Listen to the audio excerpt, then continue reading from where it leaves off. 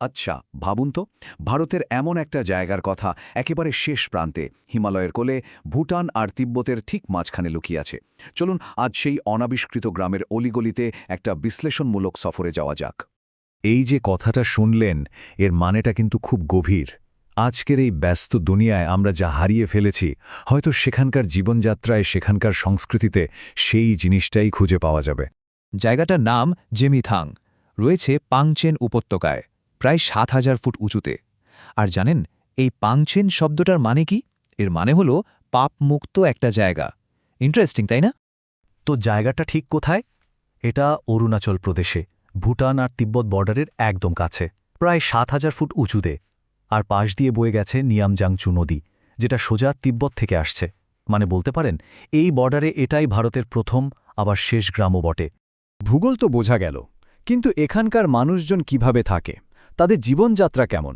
চলুন একটু ভেতরে ঢোকা যাক, আর শুরুটাই করা যাক তাদের অবাক করা ঘরবাড়ি দিয়ে। ১,০০০ বছরের পুরনো একটা বাড়ি কেমন হতে পারে তার গঠন ভাবা যায়? মানে কিভাবে এই পাথরের বাড়িগুলো এতগুলো বছর ধরে টিকে আছে? চলুন এর রহস্যটা একটু ভেদ করা যাক। দেখুন, এই বাড়িগুলোর একটা দারুণ ব্যাপার আছে। এগুলো ৩ তলা, একেবারে নিচের তলায় থাকে গবাদি পশুরা, মাঝের তলায় থাকে পরিবার, মানে থাকার জায়গা, আর একদম ওপরের তলাটা হলো স্টোর রুম, মানে ভবিষ্যতের জন্য যা যা দরকার সব ওখানে জমা থাকে। কি দারুণ একটা সিস্টেম, তাই না? এক কথায়, জীবনের পুরো চক্রটাই যেন একটা বাড়ির মধ্যে। আর এদের খাওয়া দাওয়া, সেটাও কিন্তু প্রকৃতির সঙ্গে একেবারে মিশে গেছে। যেমন ধরুন বাটার টি বা মাখন চা, ওটা ওদের ঐতিহ্য। আর আমরা আজকাল যাকে সুপারফুড বলি, মানে রাগি বা মিলেট, সেটা এখানকার বাচ্চাদের জন্মের পর প্রথম খাওয়ার। ভাবা যায়? আর চাষবাসের পদ্ধতিটাও দেখুন, কি অবাক করা! বাড়ির পাঁচিলের ওপরেই কুমড়ো চাষ করে ফেলে। এই জায়গাটা শুধু প্রাকৃতিক সৌন্দর্য বা অন্যরকম জীবনযাত্রাই নয়, এর একটা গভীর ঐতিহাসিক আর আধ্যাত্মিক দিকও আছে। আর সেই গল্পটা ইতিহাসের একটা খুব গুরুত্বপূর্ণ ঘটনার সঙ্গে জড়িয়ে। এই যে বিশাল স্ট্রাকচারটা দেখছেন, এটা প্রায় ১০০ ফুট উঁচু। এটার নাম গোরসম চোরতেন। বলা হয় এটা নাকি উত্তর পূর্ব ভারতের সবচেয়ে বড় স্তূপ। আর স্থানীয়দের বিশ্বাস কি জানেন? তারা মনে করে এই স্তূপটাই পুরো উপত্যকাকে খারাপ শক্তির হাত থেকে বাঁচিয়ে রাখে। এবার একটা অবিশ্বাস্য গল্প শোনাই। ১৯৫৯ সাল, যখন দলাই লামা তিব্বত থেকে পালিয়ে আসছেন, সেই সময় তার হাতে একটা হাঁটার লাঠি ছিল। তো ভারতে পৌঁছানোর পর তিনি সেই লাঠিটা মাটিতে পুঁতে দেন। আর আজ সেই সাধারণ লাঠিটাই একটা বিশাল পবিত্র গাছে পরিণত হয়েছে। মানে ভাবা যায়, এই গাছটা ওখানকার মানুষের কাছে শুধু একটা গাছ না, একটা জীবন্ত ইতিহাস, একটা গভীর বিশ্বাস।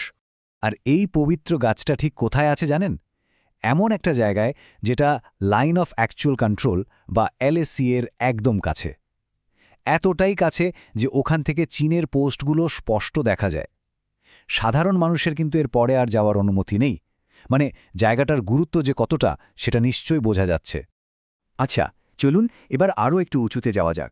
প্রায় ৯,০০০ ফুট ওপরে লুম্পো নামের একটা গ্রামে। এখানে ভুটান আর তিব্বতের সংস্কৃতির ছাপ আরও বেশি করে চোখে পড়ে। এই গ্রামের বাড়িগুলোর কোণায় একটা অদ্ভুত জিনিস দেখতে পাওয়া যায়। এই যে কাঠের খোদাই করা প্রতীকটা, এটাকে বলে ফ্যালিক সিম্বল। স্থানীয়দের বিশ্বাস এটা নাকি বাড়িকে কুনজর থেকে বাঁচায়। ঠিক এই জিনিসটা কিন্তু ভুটানেও দেখা যায়। তার মানে দুটো সংস্কৃতির মধ্যে একটা যোগসূত্র তো রয়েছেই। এখানে আরও কিছু ইন্টারেস্টিং জিনিস আছে, যেমন এখানকার মানুষ এখনও সেই পুরনো দিনের কাঠের তালা ব্যবহার করে, আর সেগুলো নাকি দারুণ মজবুত।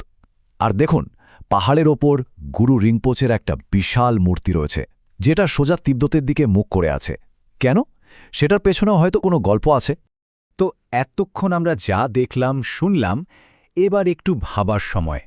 এখানকার জীবনের গতির সাথে আমাদের শহরে জীবনের একটা তুলনা করলে কেমন হয়?